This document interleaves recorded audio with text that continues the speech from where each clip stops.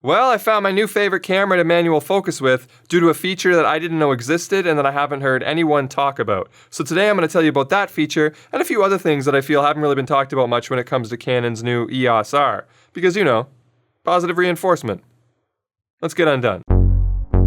Gerald Undone. He's crazy. What is happening, everybody? I'm Gerald Undone, and today is going to be my version of the EOS R review, but it's not really going to be much of a review at all. Frankly, most of the important details have already been extremely well covered by other channels, and I just don't have that much to add. But for the sake of being thorough, before we get into what I actually want to talk about, here's my review in bullet points. It's a viable option for stills. It's a little bit of a step down from the 5D Mark IV, but a decent little bump from the 6D Mark II, and it's logically priced somewhere between those two cameras. It's got a nice build, really nice textures, great autofocus, good colors, and a flippy screen. For video, on the other hand, it's not priced as well and doesn't really present the best value when compared to the competition. No IBIS, a crazy crop in 4K, only one card slot, some wonky controls and button placements, and underwhelming codecs and frame rates. But those new lenses are pretty amazing. So who's it for? Well, the type of person that would buy a 6D Mark II, but would rather get into mirrorless, get the new mount, and get some of those new lenses. If you're heavily reliant on the 5D Mark IV for your pro work, this might make you feel a little less confident, and you might be better off waiting for the pro version of this RF system. But if you want full-frame photos and you aren't shooting clutch moments where you need 2 card slots and the absolute fastest gear, this is a nice little camera for photos. And you can even do some 1080p vlogging, just like on the 6D Mark II.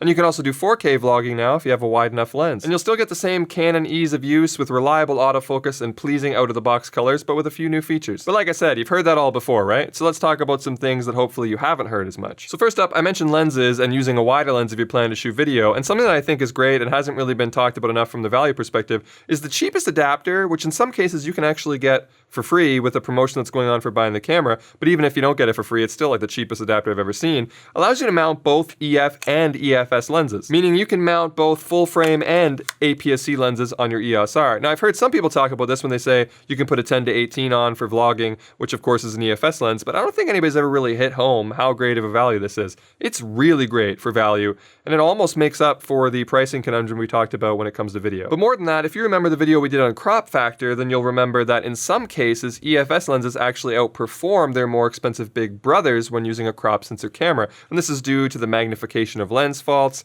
and also the wasted potency when using a full frame lens on a smaller sensored camera. Well, since the EOS R effectively gives you a much smaller sensor in 4K recording due to the 1.75 times crop, you'd be better off buying EFS lenses not only for the cost savings, but for the potentially better image quality, dramatically increasing your value. Now, I'm not suggesting that all EFS lenses are going to be better than full frame lenses for this purpose, but I am suggesting that quality EFS lenses will probably be cheaper than quality EF ones. An example would be this Sigma 18-35 f1.8 Art, which is an EFS lens, but will give you amazing results on the EOS R and is only about half the price of what an equivalent full frame lens would cost.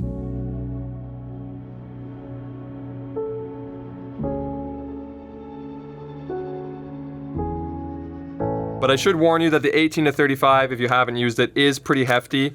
And when you mix in an adapter, it makes it pretty long, and it can be very difficult to get steady handheld shots, especially because with this combination, neither the lens or the body will have image stabilization. And of course, another drawback to this would be that if you switch over to photo mode, you're going to want to change lenses if you want full access to the sensor. But even still, I think it's important to acknowledge when a company does something right so they continue to do it in the future and so that maybe other manufacturers start to do it too, you know, positive reinforcement. So in this case, good job, Canon. I really like the adapter, and I like its price. Now, when you're adapting lenses, you're gonna have access to mechanical manual focusing instead of that focus by wire junk that we're used to with mirrorless cameras. Having this type of focus ring already makes manual focusing so much easier, but as I alluded to in the intro, there's a new feature in the Canon EOS R that makes it my favorite mirrorless manual focuser out there. It's called Focus Guide, and it can be found in the menu under AF and then page 2, and here you'll also see the manual focus peaking, which is great that that's included because that's something else that's typically been absent on Canon cameras, so I'm glad that that's included. But I've turned that off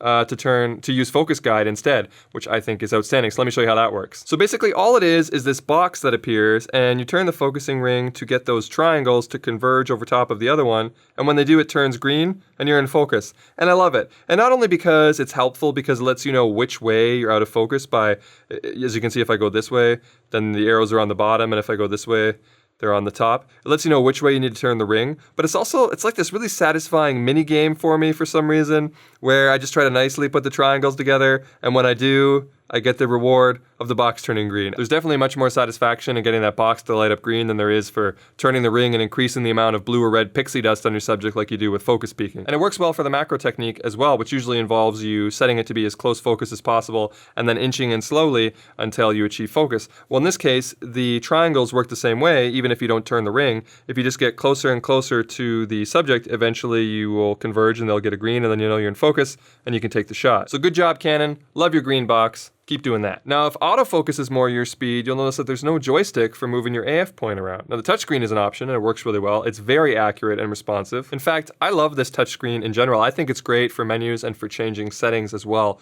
So good job, Canon, on the touchscreen and for making it a flippy one. Keep doing that. But if you prefer to use the EVF and not use the touchpad, or you'd rather move your focus point in steps, then you're going to have to use the D-pad. But the way it's set up by default is you have to press this focusing system button first, and then you can use the D-pad to move the focusing point around, and I find that kind of tedious. But because of all the customization options that Canon added to this new camera, which is another thing that I want to say good job on, you can actually just change it in the menu. So all you got to do is you got to go over to the orange camera icon and then go to page 4 where it says customize buttons. Choose that, and then if you jump down here, you can see all the D-pad directions for both photo mode and video mode. And you only have to change the top one from what I found in my experience. And if you change it to direct AF point selection, which is right on the top line here, then the other 3 will also match that selection as well. And now you can just press the D-pad directly to move the focus point without having to press another button first. Personally, I'd rather have a joystick, but I think this is a viable workaround. If I could, I would probably change the button layout a little bit. I would get rid of this multifunction touch bar thing because I think it's completely useless. I would take the AF on button off of the weird angle that it's on, and I would probably change the D-pad instead to a wheel. I prefer the ones that are wheels that also have the option to click them as a D-pad. That way I can set the wheel to my ISO, but still use it in the directional tapping if I want to. But I'm not trying to get onto too much of a hate train here, so let's just move on to the final feature I want to show you. So the last thing I want to show you has to do with the display customization. Now, I've seen some similar iterations of this before, but nothing that gives you this much control. I think this is the best implementation of this that I've seen. So if you jump over to the wrench and go to page 4, you're going to have shooting info display. And you'll have screen info settings, which is for the LCD screen, and then the VF info toggle settings is for the viewfinder. They both function similarly. So if you go into one of these, you'll see that you have 5 preset pages. And these are basically just different things that set how much information you're going to have on the screen.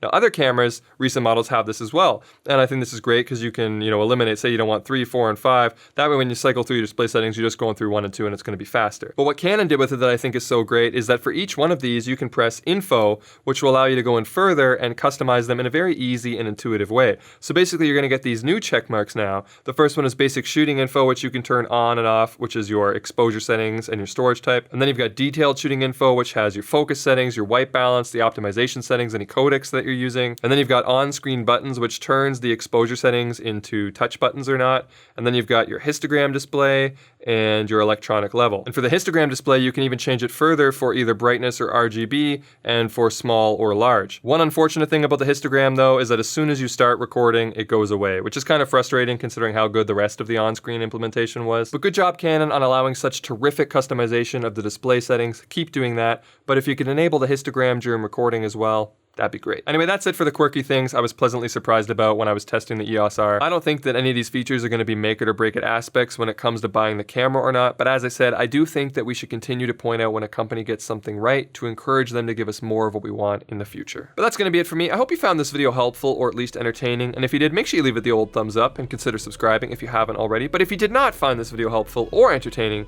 feel free to hit the dislike button twice. All right, I'm done.